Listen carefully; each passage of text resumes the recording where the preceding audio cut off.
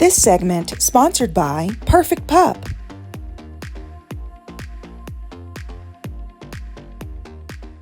Perfect Pup works one-on-one with your dog towards the specific training goals that you want for your perfect pup. And joining me today is Don Kimes, the owner and dog trainer. Hello, Don. Hi, how's it going? Good, how are you doing? Thanks for having me. Yes, okay, so congratulations on starting your business. Thank you. This year, very exciting. So start off by telling me, what made you start a dog training business? Well, I've been volunteering for dog training at Midwest Akita Rescue Society for almost 2 decades now. Wow. Been having lots of foster dogs come in and out, training them, getting them ready for potential adopters, and then helping out friends and family. And then one day, somebody told me, Don, you should do dog training as a business. And I really love working with dogs and helping people, especially the troubled ones, get over their issues. And I says, you know what? I think I will. Yeah. And that's what got me into starting Perfect Pup. Awesome. And so there's a difference between dog training and dog etiquette, right? Sure. So, okay, so talk to me about that. What's the difference? Well, what I see dog etiquette is a dog that's going to behave when guests and other people are around. They're going to behave for you when you're having a trouble spot. Whereas dog training is just teaching them some basic commands, obedience commands, sit, stay, down.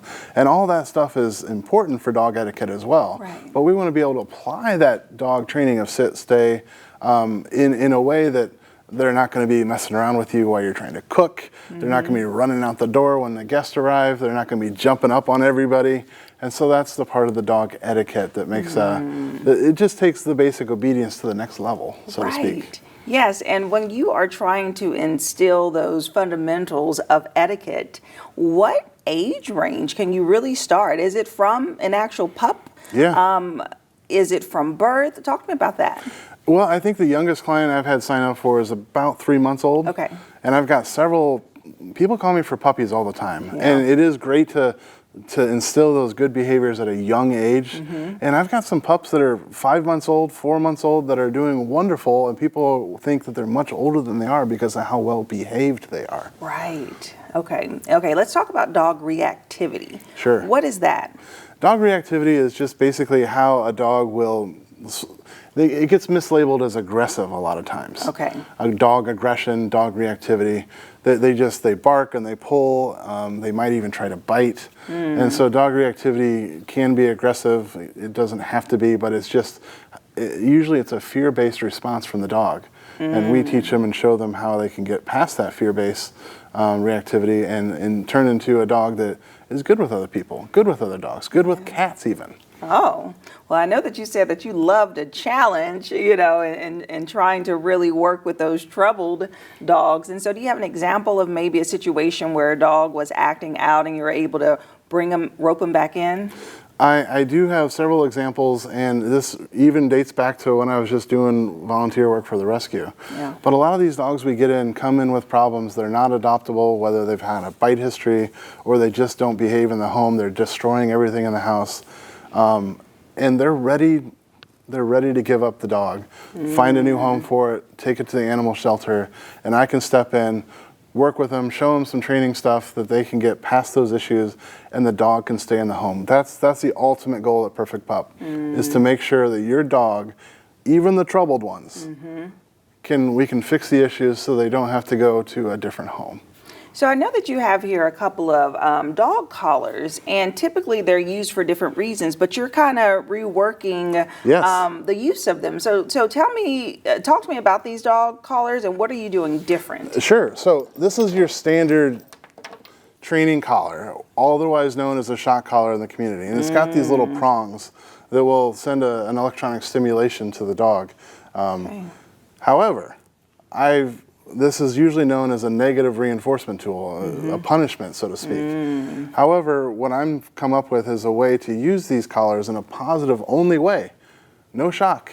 No way in which the dog is going to be harmed or feel any negative effects. Okay. This is a collar from eCollar Technologies. It's a pager only unit. You'll see there's no prongs whatsoever. And we can use the vibrate and the tone as an opportunity to reward with a treat or affection. Oh, so it kind of gives a little buzzy sensation as opposed to an electric Absolutely. shock. Okay. You may have heard of clicker training. That's something a lot of people are very familiar with. But this has a tone on it, and we can substitute the tone for this for an actual clicker. And by doing so, the dog can be across the field. We can hit the tone. They're going to come running back to us for a treat.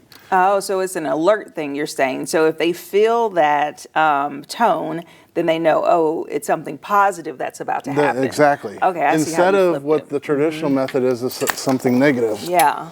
So even Okay. people that own these shock collars can remove these contact points, maybe put a Okay. piece of electrical tape over it, and they can use it without having to purchase a brand new version like I have here, the pager only style. Yeah. And get positive reward action instead of negative consequence. Yes, that's great. I mean, that really makes sense. Okay, so let's talk about distraction training. What is distraction training? Distraction training is getting your dog to perform the stuff that they already know. Sit, Okay. stay down. But in an environment where they might not want to listen. Like a crowd of people or a dog park or just anything like a squirrel. You know, how Right. dogs always see a squirrel and they're always fixated on the squirrel. So we take those opportunities and we put the dog in those opportunities and we train them to sit and stay during a distraction or a Okay. fixation, if you will.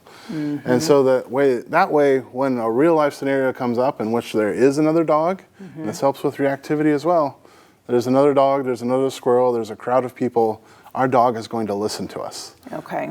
We have to practice with the distractions. Being able to sit in your home is not enough. They need those distractions so that we can train them how to listen to us during those distractions. So tell me, Don, is there a true difference between how a dog is trained and the breed of the dog that's being trained?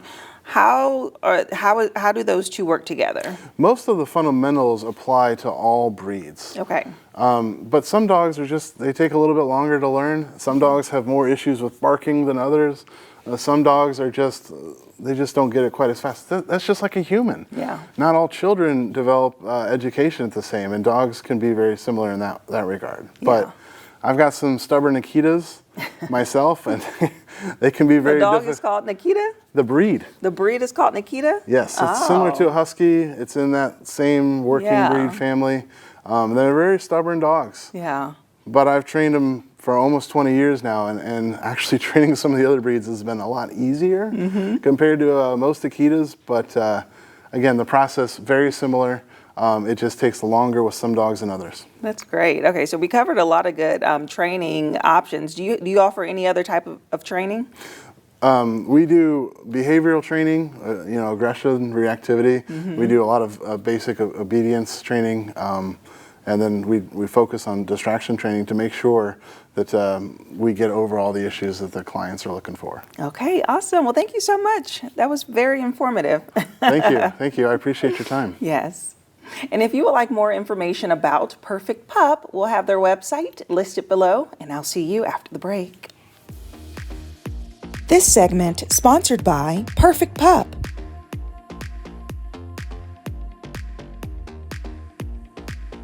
Have an idea for the show? Want to find out how you can be a guest? Contact us at livinglocal15@wayne.com.